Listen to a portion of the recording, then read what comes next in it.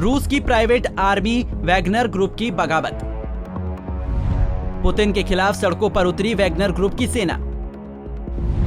होगा तख्तापलट, क्या होगी आगे की रणनीति?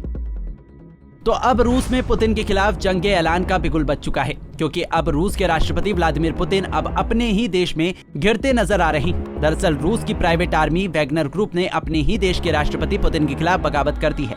सूत्रों के हवाले से खबर ये सामने आ रही है कि वैगनर रोस्तोव शहर और वहां मौजूद मिलिट्री हेडक्वार्टर पर भी कब्जे का दावा कर रहा है। वैगनर के चीफ येवगेनी प्रिगोजिन ने रूसी सेना के एक हेलीकॉप्टर को गिराने की बात कही है, जिसके बाद रूस की राजधानी मॉस्को को भी हाई अलर्ट पर रखा गया है। दरअसल रूस और यूक्रेन के बीच पिछले काफी समय से युद्ध जारी है।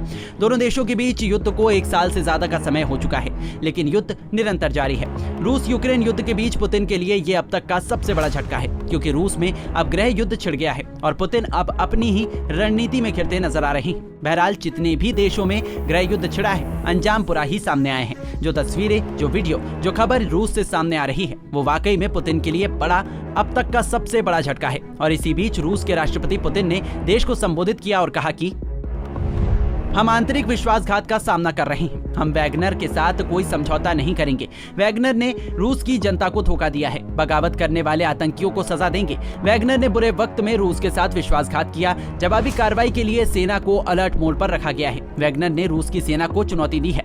हम हर हाल में अपने नागरिकों की रक्षा करेंगे। रूस अपने भविष्य के लिए शक्ति से लड़ रहा है। रोस्तोव के हालात जल्द ही सामान्य हो जाएंगे।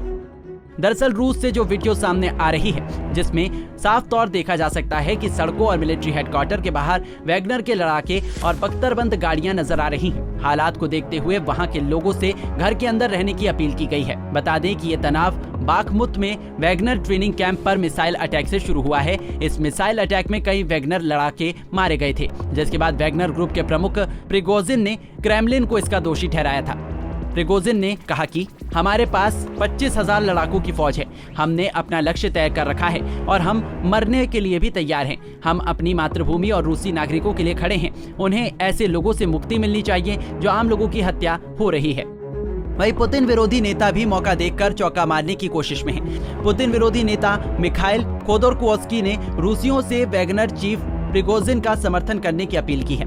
राइटर्स के मुताबिक 2 हफ्ते पहले रूस के रक्षा मंत्रालय ने एक आदेश जारी कर वैगनर ग्रुप को यूक्रेन के खिलाफ लड़ने में रूसी सेना में शामिल होने को कहा था, लेकिन वैगनर ने इससे इनकार कर दिया। वैगनर ग्रुप के प्रमुख ने कहा था कि हम रूस के रक्षा मंत्रालय के साथ कोई समझौता नहीं करेंगे। अभी जो तस्वीरें रूस से सामने आ रही हैं, वो पुतिन के लिए बड़ा झटका है, क्योंकि अब रूस की ही प्राइवेट ग्रुप की आर्मी वैगनर और रूस की सेना सड़कों पर आमने सामने है, जिसके बाद वहां तख्तापलट की आशंका तेज हो गई है। आइए जानते हैं कि आखिरकार वैगनर ग्रुप है क्या है वैगनर ग्रुप? रूस की प्राइवेट आर्मी ग्रुप। प्रमुख येवगेनी प्रिगोजिन।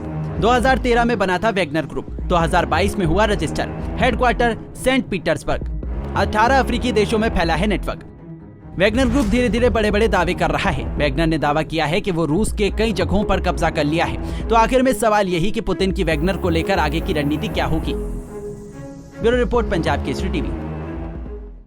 हमसे जुड़े रहने के लिए हमारे YouTube चैनल को सब्सक्राइब करें और नई वीडियो की नोटिफिकेशन के लिए बेल आइकॉन को दबाएं।